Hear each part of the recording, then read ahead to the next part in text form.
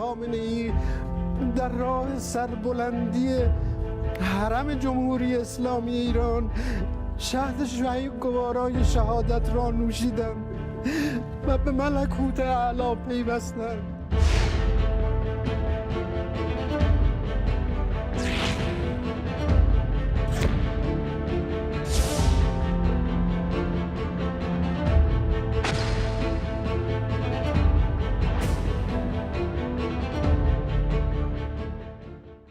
자, 이렇게 미국과 이스라엘의 이란 공습, 그리고 여기에 대한 이란의 반격이 꼬리에 꼬리를 물면서 중동은 그야말로 전쟁의 화약고가 됐습니다. 자, 이런 가운데 트럼프 미국 대통령이요, 이란에 있는 혁명 수비대를 향해서 강력한 경고의 메시지를 보냈는데 이것부터 들어보면서 이야기 나눠보겠습니다. And I'm once again calling on all members of the Iranian Revolutionary Guard, the military and the police to lay down their arms. So you'll be perfectly safe with total immunity, or you'll face absolutely guaranteed death. 자, 이렇게 혁명 수비대를 향한 경고장을 보냈는데 일단 미국부터 한번 전황을 살펴보죠. 어떻습니까?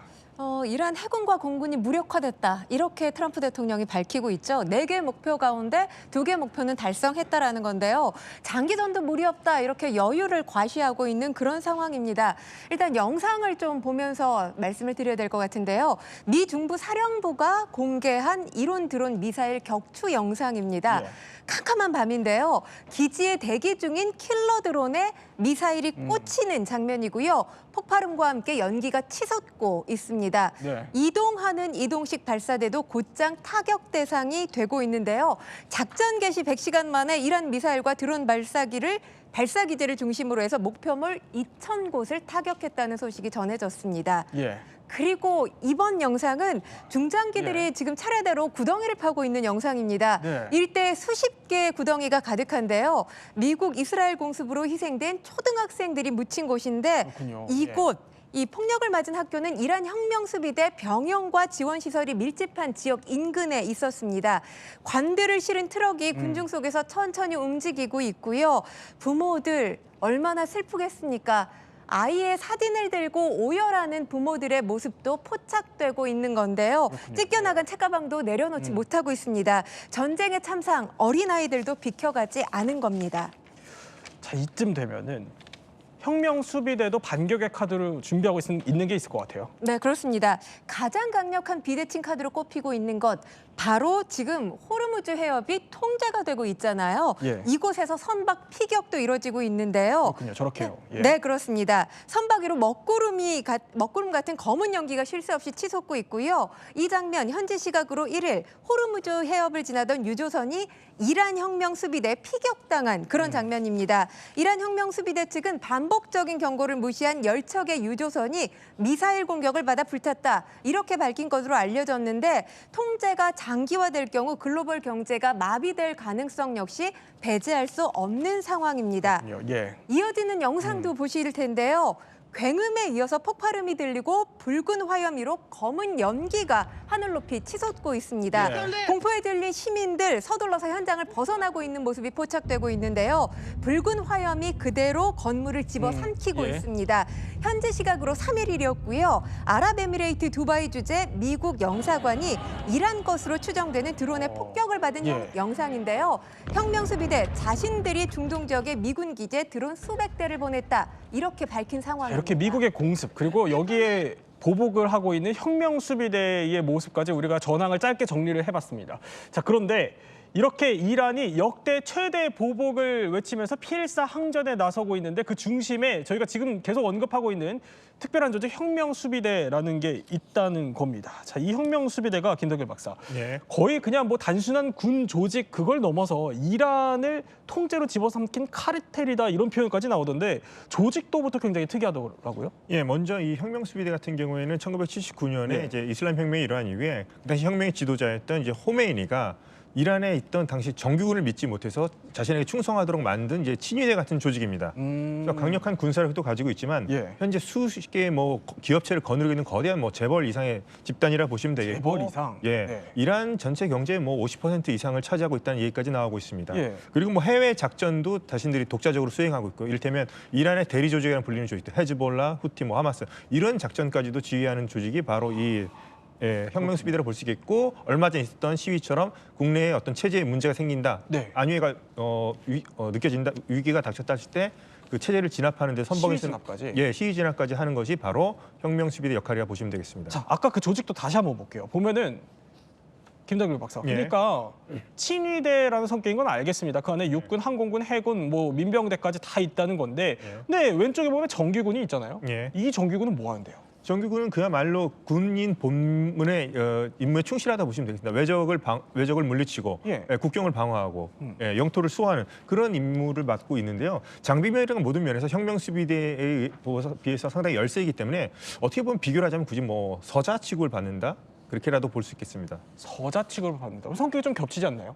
성격이 그렇진 겹치지만 이제 혁명수비대는 체제를 수호하고 예. 최고 지도에 충성한다는 반면에 일단 정규군은 우리가 생각하는 정말 군대의 역할, 나라를 지키는 그런 역할을 하고 있습니다. 그러니까 사실상 그 정규군이라는 거는 그냥 영토 방어만 하는 영토 그런, 방어만 하는 거고요. 그런 역할을 한다는 건데, 그러면 이 혁명 수비대라는 게 이게 어떻게 조직된 거예요?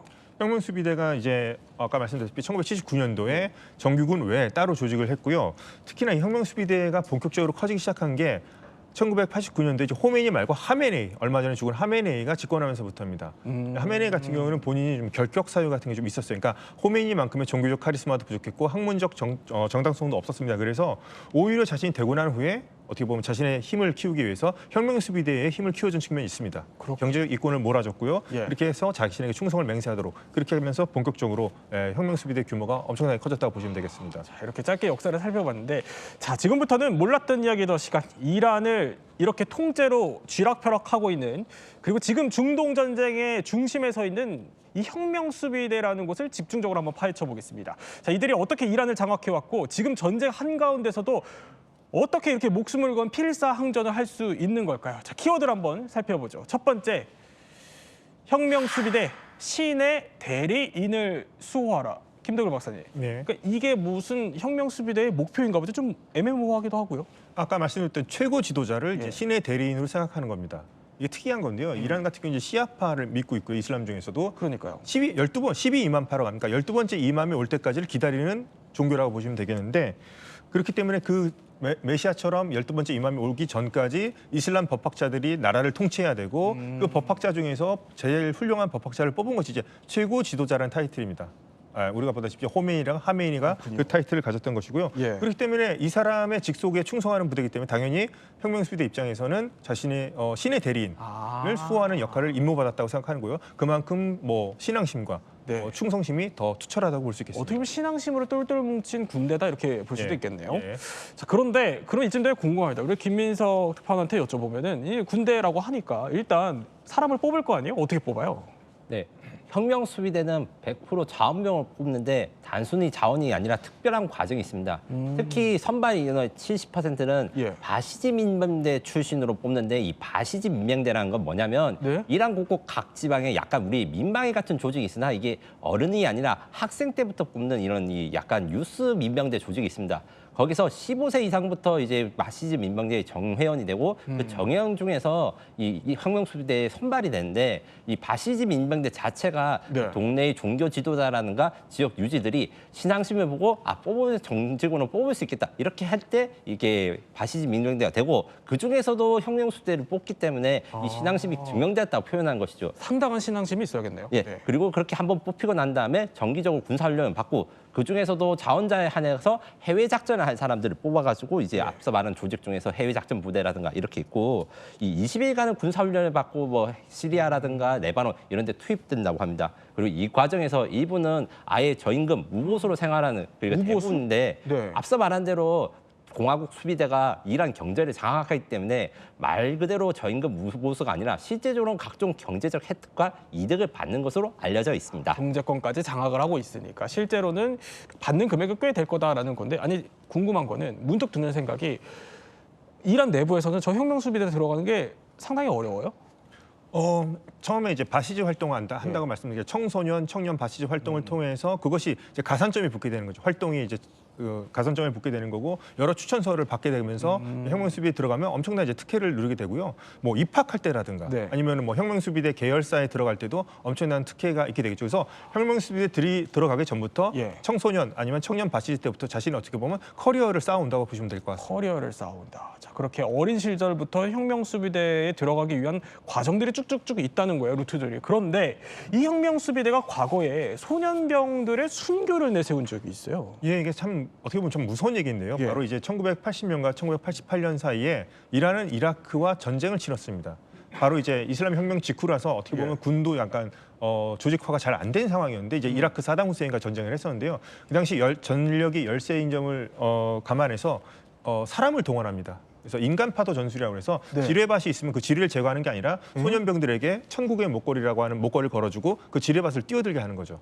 예? 그게 말이 돼요? 그렇게 돼서 네. 순교를 하게 되면은 천국에 가게 된다는 얘기로서 예. 예, 그 어린 그 12세에서 17세 사이의 청소년 어린이들을 동원해서 그렇게 자폭하게끔 만들고 그 후에 이제 군 작전을 펼치는 것으로 해서 어떻게 보면은 뭐 그런 뭐 예. 순교라고도 볼 수 있지만 어떻게 보면 악명이 높은 그런 상당히 좀 충격적인 장면이라고 볼 수 있겠습니다. 아니, 너무 잔혹한 과거를 갖고 있다 이런 생각이 드는데 예. 그게 다 신앙심 때문에 가능하다는 이 얘기예요? 그렇죠. 우선 그게 됐던 게 이제 예. 뭐 그러니까 어린 친구들이죠. 그러니까 이걸 네가 이렇게 해서 죽어도 천국에 갈 수 있어. 이런 식으로 계속해서 나쁜 말로 하면 이제 가스라이팅을 시켰다고 할까요? 예, 그렇게 볼 수 있겠습니다. 자, 이렇게 절대적인 종교적 힘을 갖고 이제 이란을 장악하게 된 혁명 수비대. 자, 그러면 두 번째 키워드는 이겁니다. 바로 정부 위의 총알이라는 거죠. 그러니까 김인석 특파원, 국가 시스템을 거의 압도할 만큼 이 혁명 수비대가 갖고 있는 군사력이 어마어마하다 이 뜻인 것 같아요. 네. 병력 규모로만 따지자면 앞서 말씀드렸듯이 정규군이 36만, 공화국 수비대 그러니까 그 혁명 수비대. 혁명 수비대는 이제 19만 명의 민병대 4만 명이 있습니다. 그래서 병력은 작지만 핵심 장비라든가 최신 무기들이 공화국 수비대에 우선적으로 배치되고 그리고 공화국 수비대가 육해공군이 다 혁명 수비대가 이제 육해공군이 다 있습니다. 네. 지상군 15만 명, 이제 우주항공군 15,000명, 해군 2만 명이라 해서 그 혁명 수비대만으로도 뭐 호르무즈 해협을 공사한다거나 외국에 대해서 미사일 공격을 하고 그리고 쿠드스군이라 해서 해외 파병 전문 부대가 있다. 이래서 여기에 대해 종합적인 전투력 또 셀뿐만 아니라 말씀드린 대로 권력도 굉장히 강고하기 때문에 혁명 수비대 출신 장관의 비율이 예. 지금 그 이란 정부에서 22%에 달한다는 그 연구 결과가 있습니다. 오, 그렇게까지? 아니, 근데 사실 저렇게 군사력을 만들려면 돈이 있어야 될 것 같거든요. 그 돈이 다 어디서 난 거예요? 우선 혁명 수비대가 운영하는 기업들이 상당히 많습니다. 처음에 이제 이란 이라크 전쟁 이후에 이제 예. 재건 사업이 필요했겠죠. 그렇기 때문에 이제 건설업 분야에 하메네이가 이제 몰아주기를 시작한 겁니다. 혁명 수비대 관련 기업들에게. 그렇군요. 근데 지금은 이제 건설업뿐만 아니라 뭐 에너지, 물류, 통신 거의 각 산업의 각 분야를 혁명 수비대가 장악하고 있다고 보시면 될 것 같습니다. 그런데 사실 이렇게 미국의 타겟이 되다 보면은 미국이 이제 워낙 국제사회의 자금줄을 이렇게 꽉 쥐고 있다 보니까 미국이 제재를 가해서 숨통을 조일 법도 하거든요. 근데 혁명 수비대가 이걸 견딘 거예요. 그러니까 현재 지금 뭐 미국으로부터 이제 테러 조직 얼마 전에 이제 유럽 연합으로부터 아마 테러 조직으로 지정이 된 걸로 나와 있는데요. 예. 그렇기 때문에 음성적인 방법을 통해서 많이 하는 거죠. 음성적? 음성적, 이를테면 뭐 유령 회사를 만든다거나 아니면 뭐 중국으로 수출하는 것도 상당수 유령 선단이라고 해가지고 국제 제재를 피해서 이제 음성적, 아주 그냥 어떻게 보면 검은 돈 아니면 네. 뭐 비자금 같은 것 그런 것을 통해서 그러니까 우리가 드러나는 것이 아닌 그 물밑에서 지하 경제를 통해서 이러한 그 자금을 확보하고 지금 뭐 세탁하는 등으로 해서 몸집을 불려왔다고 보시면 될 것 같습니다. 그러니까 뭐 검은 돈 이런 걸 통해서 계속해서 돈을 불려오고 또 기업 같은 것도 운영하고 하는 방식으로 저런 무기들을 확보하기 시작했다라는 겁니다. 자, 이런 지금 중동에서 전쟁이 벌어지는 이 가운데서도요. 이러한 힘 덕분에 막강한 군사력을 과시합니다. 영상 볼까요? 자, 지금 보면 드넓은 지하 터널에 수백 대의 드론, 미사일 같은 게 정연하게 놓여 있습니다. 이게 이란 혁명 수비대가 요새화된 지하 기지, 그러니까 이른바 드론 도시라면서 저런 영상을 공개를 한 겁니다. 공개한 영상들을 보면은요, 자, 저런 기체들이 내부를 가득 메우고 있는데, 와, 지금 드론으로 거의 찍었어요. 드론을 드론으로 찍은 거죠. 보면은 한두 대가 아니어 보이는데, 자, 김민석 특파원. 이미 혁명수비대가 물론 기업 같은 걸 통해서 자금줄로 배를 불려왔고 저렇게 무기들도 하나둘씩 갖추고는 있지만 저렇게 드론을 대거 갖춘다는 거는 혁명수비대 내부에서 현대전의 판도가 드론으로 바뀐다. 이거를 굉장히 빠삭하게 판단한 것 같아요.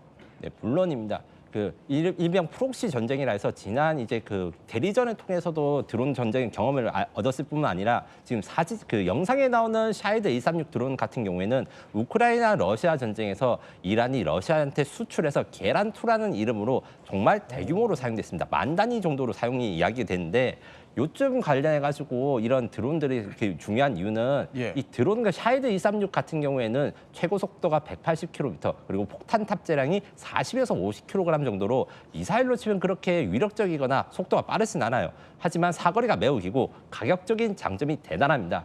이렇게 많은 드론을 깔 수 있는 게 그 샤헤드 드론 같은 경우에는 한 대에 약 2만 불에서 5만 불 정도의 가격이라고 이야기를 하는데 이것은 이제 유도 무기라든가 유도 미사일을 수백만 불에 비해서 수십 분의 1로 아주 저렴하게 구매를 할 수 있는 것이죠. 그래서 그 이번에도 이제 공격을 할 때 탄도미사일 10여 발에 이제 샤헤드 드론 수백 대를 섞어서 쏘는 이런 것도 하시니 수적 주력으로 하기 때문에 이 드론이 굉장히 무섭습니다. 아무리 싼 드론이라 해도 요격할 때는 미사일이라든가 제대로 된 장비가 필요하기 때문이죠. 아니 그런데 저렇게 드론을 갖출 정도면은 드론 말고 이미 다른 무기들도 어마무시하게 갖고 있을 것 같은데요. 네, 그렇습니다. 예, 자료 사진에 보면 이제 지금 혁명수비대가 이란이 사용하고 있는 이 몇 가지 무기를 지금 봤는데 카이르 313이라고 하는 것은 이제 이란이 주장하고 있는 스텔스 전투기입니다. 그래서 기존의 비행기, 항공기를 개조해가지고 마치 미국제 스텔스 전투기처럼 개조하고 최근에는 아예 이게 드론 버전, 그러니까 무인 항공기 버전으로 개량했다고 주장하는데 요 같은 경우에는 사실 실전 능력에 대해서 좀 의문이 있고 이게 작동하는 것이냐라는 이제 비판 여론도 있었기 때문에 확실히 이게 전투력을 하고 말하기는 좀 어려운 것도 사실입니다. 다만 나머지 두 개, 그러니까 미사일 전력 같은 경우에는 분명한 실체가 있고 그 위력도 실전에서 증명이 되는데 호람샤르 4 미사일 경우에는 이란의 액체 연료 미사일로 탄도미사일로 이렇게 북한의 무수단 미사일과 뭔가 연관성이 있다. 기술적인 링키지가 있다고 추정되는 미사일입니다. 북한과 연계가 되어 있다. 네, 2017년 첫 발사가 이루어지고 지금 실전에서 쓰이고 있고 2,000km로 이스라엘을 공격 가능한데 이 외에도 이제 호람사르와의 파타흐4 이 미사일을 또 제가 이제 소개해 드리는데 이 미사일 같은 경우에는 호람사르보다는 작지만 고체 연료 미사일로 사거리가 300에서 500km입니다. 고체 연료는 액체 연료보다 발사 준비 시간이 짧기 때문에 저게 대응 시간이 줄어들고 그리고 요격하기가 좀 더 어렵습니다. 요거 같은 경우에는 이제 이란 주변의 걸프반 국가들한테 공격한테 지금 쓰이고 있는 것이죠. 그리고 여기 마지막으로 파타의 지금 극초음속 미사일이 된 거는 탄도 미사일을 궤도를 바꾸는 기능까지 이미 실증되어 있기 때문에 이란의 미사일 실력은 상당하다 이렇게 정리할 수 있습니다. 아니 우리가 드론으로 처음 시작을 했지만 이 정도를 지금 혁명수비대가 거의 다 갖추고 있다라는 거예요. 보니까 상당히 어마무시한 조직이다 이런 생각이 들지만 아니 그러면 아까 북한 잠깐 얘기하셨으니까 김민석 특파원 혁명수비대랑 북한도 가까워요. 매우 가깝다고 할 수 있습니다. 실제로 이란의 미사일 기술과 북한의 미사일 기술은 강력한 연계의 의심을 받고 있는데 역사적으로 살펴보면 크게 세 가지의 변곡점이 있습니다. 그 초기 단계 1980년대, 90년대에서 북한은 미사일 기술을 그러니까 구소련으로부터 수입하고 싶었지만 그럴 수가 없어서 이집트로부터 최초 스커드 미사일을 받고 그 후에는 이란, 이라크 전쟁을 이용해서 이란으로부터 미사일 기술을 받아서 주로 이란한테 미사일을 공급해주는 이런 위치를 가졌습니다. 그리고 샤하브3 미사일이라든가 이런 미사일 같은 경우에는 그래서 화성 7형과 비슷하다 이렇게 이야기를 들고 있고 2000년대 이후에는 이 기술 동향, 기술 협력의 모습이 다소 좀 바뀌었다고 합니다. 완성품 미사일을 그냥 주고받는 것이 아니라 부품이라든가 소프트웨어, 그다음에 미사일의 연구 결과를 공유해가지고 약간 다른데 비슷한 이런 미사일을 만든다고 합니다. 여기다가 최근에는 그 북한의 미사일이 이제 기술보다 이란 미사일이 더 발전돼서 북한 사람들이 이란의 미사일 기술을 배우러 온다고 하네요. 북한 사람들이 이란으로 배우러 온다. 네, 그렇습니다. 그러니까 인적 교류까지 한다는 얘기인데 아니 그리고 혁명수비대랑 인민군이랑 상당히 친해요. 실제로. 왜냐하면 이제 반미라고 하는 일단 공통 분모를 갖고 있겠고요.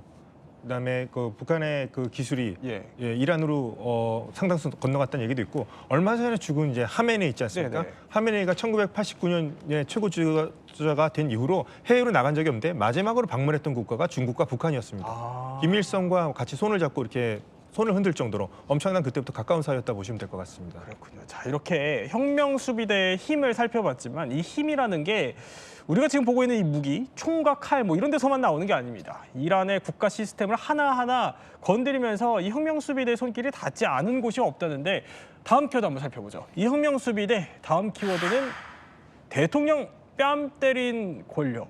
권평모가.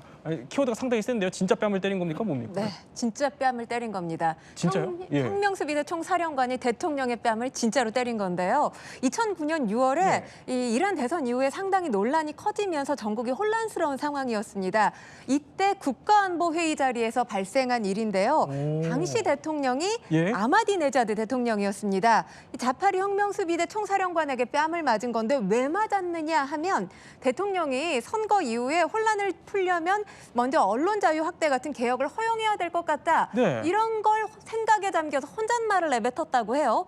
그런데 이 이야기를 들은 총사령관이 네 탓 아니냐라고 하면서 대통령의 뺨을 때린 겁니다. 사실 이런 일 민주주의 국가에서는 상상조차 할 수 없는 그러니까요. 일이죠. 중요한 건 이런 하극상에도 불구하고 자파리 총사령관에 대한 제재가 전혀 가해지지 않았다는 게 더욱더 충격적인 건데요. 사실 이란, 이 네. 군이 선출된 권력을 통제하는 기형적인 구조라는 사실을 이 사건이 그대로 드러냈다. 이런 평가가 있는데 예. 혁명수비대가 얼마나 막강한 권한을 가지고 있는지, 막강한 권력의 자리를 잡고 있는지를 보여주는 극단적인 사례가 아닌가 아니, 싶습니다. 김덕일 박사. 예. 말이 됩니까 이게?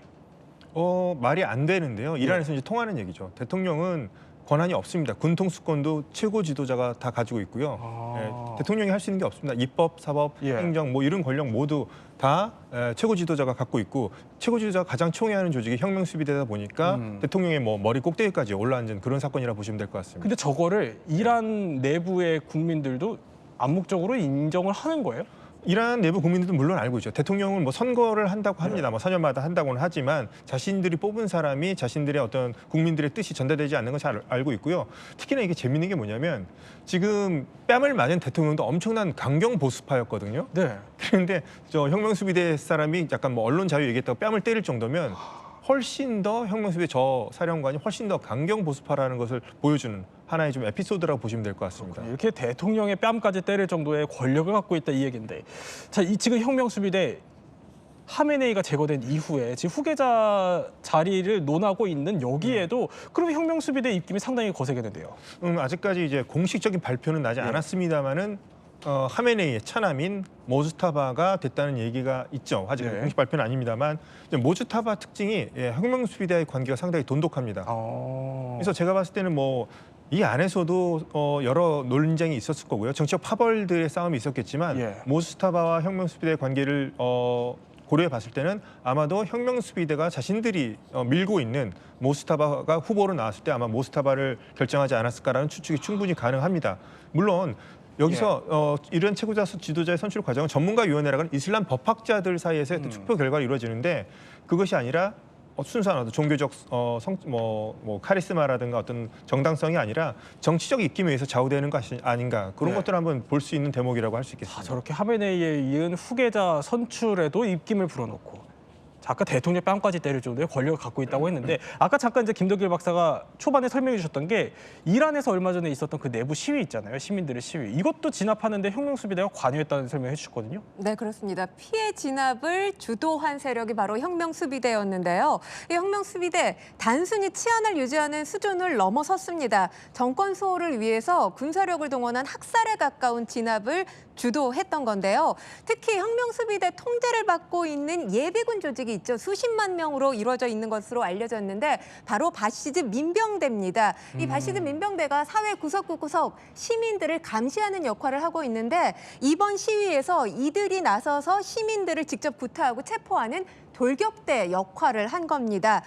시위로 정권 존립이 위태로워지면서 혁명수비대 이 자국민을 상대로 전쟁 수준의 무력을 행사한 건데요. 그러면서 시위가 잠재워졌지만 중요한 건 시민들의 잠재적인 분노 그 어느 때보다 높은 상황인 것으로 알려지고 있습니다. 자, 이 정도 아까 이제 뭐 회사 같은 것도 세워서 이란 내부의 경제까지 이제 장악을 할 정도의 힘을 갖췄다. 이렇게 또 설명을 해주셨으니까 참 어마어마한 조직이다라는 생각이 드는데 이 정도면 지금 이 중동 전쟁 상황에서 김민석 특파원 네. 이란의 혁명수비대가 미국 본토까지 겨냥할 시나리오도 어느 정도 짜놨지 않았을까요? 결론적으로 말씀드리면 다소 아니면 많이 어렵다라고 말씀드릴 수 있겠습니다. 지금 앞서서 제가 이란의 탄도미사일 전력을 잠깐 소개했는데 네. 현재 이란의 주력 탄도미사일은 최대 MRBM 그러니까 2,000에서 2,500km 정도 한계고 4,000km 이제 개발 중입니다. 다만 이란과 미국과의 본토 거리 약 10,000에서 12,000km니까 요거까지 다룰 수 있는 직접 타격할 수 있는 ICBM 미사일이 없습니다. 물론 이란은 이제 시모르가 하는 위성 발사체, 그러니까 우리나라의 나로라든가 이런 위성 발사체가 있지만 네. 이 위성 발사체는 ICBM과 다르기 때문에 즉각적으로 미국을 타격할 수 있는 능력 사실상 없다고 평가하는 것이 현실적이라고 봅니다. 자, 어쨌든 현실적으로는 어렵지만 지금 이제 중동 전쟁이 어디로 튈지 모르기 때문에 이란의 혁명 수비대가 미국과의 정면 충돌 가능성도 거론이 될 수 있으니 미국도 슬슬 준비를 할 것 같은데 알아보니까 미국 정부 내부에서 이걸 대비한 가능성들이 거론이 되더라고요. 시나리오들이. 네, 그렇습니다. 2026년 3월 2일 미국 국토안보부 DHS가 발표한 정보 평가에 따르면 이란의 대미 공격 위협을 크게 세 가지로 구분하고 있습니다. 가장 이 첫 번째 위협, 사이버전입니다. 이란 동조 해커들, 액티비스트들이 미국 네트워크에 침입해서 낮은 수준으로는 일단 사용을 거부하거나 높은 수준으로는 해킹 혹은 정보 탈취를 시도하고 그리고 미국 기관 시설을 해킹으로 해서 무력화하는 이런 시도가 가능할 수 있다고 하고 미국 내 암살 시도는 말 그대로 이제 미국의 주요 요인들에 대해서 자신들의 프록시 혹은 이제 자신들이 이제 침투를 해가지고 암살을 해가지고 사회 불안정을 유도하는 이런 시나리오가 있습니다. 마지막으로 시설 파괴. 이것은 사실 미국의 9.11 테러와 같이 이제 건물이라든가 중요 관공서를 폭탄 테러 같은 걸로 파괴하는 이런 것들이 있는데 네. DHS의 분석으로는 1, 2, 3번 수준의 현실성. 그러니까 사이버전이 가장 당면하고 현실적인 위협. 그다음에 암살 그리고 제일 아마 어려운 것들이 실제 시설 파괴가 아닐까 이런 분석 결과를 내놓았습니다. 자, 이런 분석 결과가 나올 정도로 이제 미국도 어느 정도 가상 시나리오를 짜놓고 대비를 한다는 거예요. 혁명 수비대라는 조직이 만만치 않기 때문에. 자, 트럼프는 이런 국면에서 자, 이번 전쟁 4주 안에 끝낼 수 있다, 끝내겠다 이렇게 엄포를 놓고 있습니다.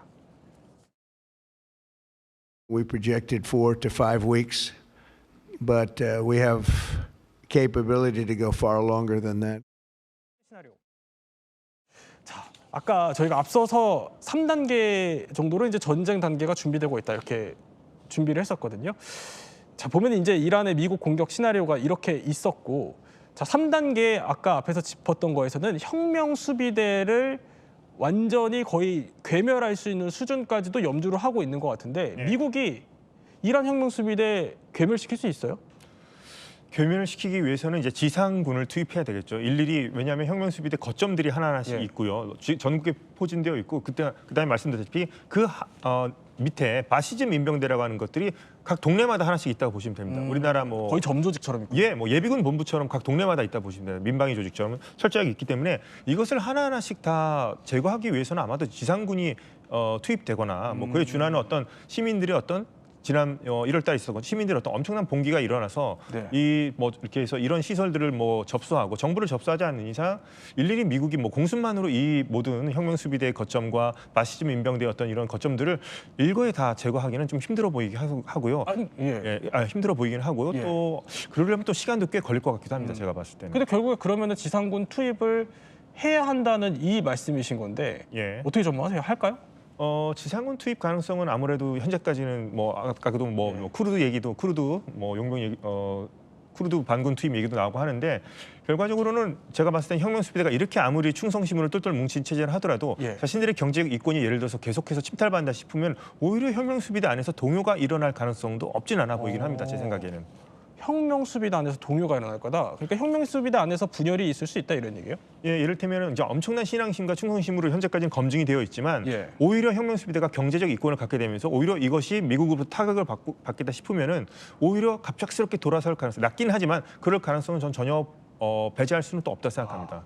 자, 어쨌든 지금 이제 3단계 작전 저희가 그래픽으로 보여드리고 있는데 첫 번째 단계는 완료가 됐고 두 번째는 진행 중이고 자 3단계 미국과 이스라엘이 이제 한 차원 더 높은 단계로 접어들고 있다 이렇게 설명을 했으니까 혁명 수비대 파괴가 가능하겠습니까? 네, 저 역시 매우 힘들다. 이 3단계가 가장 어렵다고 평가를 하는데 지금 현재 1단계 완료, 2단계 진행 중이라 됐지만 지금 미국 합동참모본부는 이란의 제공권을 장악했다까지 표현을 했기 때문에 2단계도 완료된 것이 맞습니다. 하지만 3단계라는 건 결국에는 이란 혁명수비대 내의 지휘 체계를 붕괴시키고 장비를 분산시켜야 하는데 장비 같은 경우에는 이제 미사일 트럭을 위장시키거나 이런 것들에 대해서 문제가 좀 있기 때문에 네. 현실적으로 모든 트럭이나 이런 걸 파괴하기는 힘들다 생각합니다. 네, 정말 쉽지 않겠다 이런 생각이 들긴 합니다. 세 분과 함께 이란 혁명수비대에 대해서 한번 몰랐던 이야기 살펴봤습니다. 하메네이가 제거된 상황에서 이란의 반격 어디까지 가능할까요? 국제문화스포츠부 이현영 기자와 함께 좀 살펴보겠습니다. 미국 본토 공격도 가능하냐 저희가 제목을 좀 뽑아봤는데 지금 주목해야 될 건 이란 정규군보다 이 군대라는 거예요. 혁명수비대. 어떤 조직입니까? 네, 이 정부 위의 정부라 불릴 정도로 막강한 영향력을 갖고 있습니다. 팔레비 왕조를 축출한 이슬람 혁명이 1979년 2월에 있었죠. 그로부터 2달 뒤 이슬람 공화국 체제를 보호하기 위한 수호군으로 창설됐는데요. 엘리트 정예 부대로 해외 작전과 특수전이 가능하고 국내 질서를 유지하는 역할을 합니다. 미국이 테러 조직으로 지정할 정도로 경계하고 있습니다. 대체 이 규모가 어느 정도 되는 겁니까? 네, 육해 공군 병력은 15만 명 정도로 정규군 40만 명의 3분의 1 수준이지만요. 화력은 압도적입니다. 미사일 2,000기 이상과 공격용 드론을 운용하고요. 전투기, 탱크, 잠수함 등도 보유하고 있습니다. 정부 예산과 기업 활동으로 벌어들인 막대한 예산으로 전력의 현대화를 뒷받침하는 겁니다. 원유 수송 요충지인 호르무즈 해협의 통제권도 갖고 있어서 국제 정세에 미치는 영향도 막대합니다. 정규군과 합친 이란의 군사력은 세계 16위 수준입니다. 16위다. 많은 관심은 이제 미국 본토까지 이제 직접 타격할 정도의 영향이 되느냐 어떻게 봅니까? 네, 현실적으로는 쉽지는 않습니다. 2,000기 정도 미사일을 갖추고 있지만요. 대륙간 탄도미사일 ICBM은 보유하지 않은 것으로 알려져 있습니다. 현재 보유한 미사일의 최대 사거리는 2,000에서 2,500km 정도로 적국 이스라엘과 동유럽 등은 타격이 가능하지만 10,000km가 넘는 미국까지는 닿지 않기 때문입니다. 스텔스 기능을 갖춘 첨단 전투기를 보유하지 못하는 건 물론 대부분 50년 넘은 노후 전투기라서 이 공군 전력으로 미국을 공격하는 것도 현실적으로 불가능합니다. 하지만 어쨌건 이란은 미국에게 복수하겠다 천명을 했거든요. 미국을 공격할 다른 방법을 구상을 할 것 같은데요. 네, 다양한 시나리오는 있습니다. 미국의 외교 안보 싱크탱크인 전략국제문제연구소가 이번 공습 직전에 제시한 내용인데요. 첫째로 사이버전입니다. 이란은 과거에도 미국 금융기관들을 대상으로 사이버 공격을 단행했습니다. 둘째, 미국 내 위장 세력으로 주요 요인들을 암살하는 겁니다. 셋째, 미국 내 불특정 다수에 위해를 가하는 시나리오도 제시됩니다. 미국이 해외에 둔 주요 시설을 공격하는 방법도 거론됩니다. 그럼 반대로 트럼프는 4주 안에 끝장내겠다고 하던데 이 미국 혁명 수비대 미국이 바로 진압할 수 있는 겁니까? 지켜봐야 할 부분입니다. 트럼프는 이란 국민의 정부를 접수하라 했지만요. 여전히 혁명 수비대의 이란 내 장악력이 큰 상황에서 시위 등 내부의 동력만으로는 체제 전복이 어려운 게 현실입니다. 지상군 투입 없이 해상과 공중 공격만으로 혁명 수비대의 전력을 얼마나 약화할지가 관건인데요. 베네수엘라 사례처럼 수뇌부가 타협안을 제시하거나 오히려 공포 통치를 더 강화할 가능성도 열려 있습니다. 아직은 전혀 예측할 수가 없군요. 네, 이현영 기자가 살펴봤습니다.